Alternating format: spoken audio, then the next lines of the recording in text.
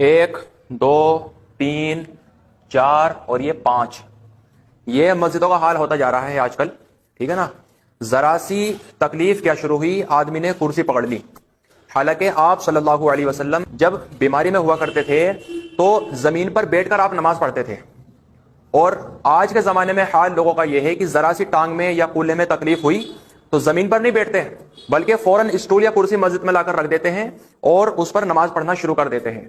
تو بھائی کرسی پر پڑھنا جائز تو ہے، لیکن وہ بالکل جب آپ زمین پر بیٹھنے سے بھی آپ عاجز آ جاؤ، بالکل آپ مطلب اتنے مجبور ہو جاؤ کہ آپ زمین پر بیٹھ کر بھی نماز نہیں پڑھ سکتے، تو اس حالت میں آپ اسٹول یا کرسی کا استعمال کر سکتے ہیں.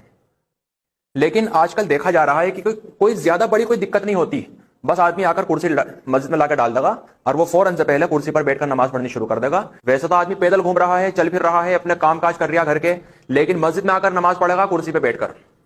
تو بھائی کرسی پر بیٹھ کر اگر آپ پڑھ رہے ہوں تو سب سے زیادہ آپ کو کوشش یہ کرنی چاہیے کہ ہم زمین پر بیٹھ کر نماز پڑھ لیں. آپ سے اگر ٹانگیں اپنی فولڈ نہیں ہو رہی، موڑی نہیں جا رہی، تو آپ بالکل کعبے کی طرف کو رخ کر کے ٹانگوں کا بالکل سیدھی کر کے آپ نماز پڑھ لیں. اشاروں سے آپ رکوع سجدہ کر سکتے ہو آرام سے، لیکن کرنے والا تو ہونا.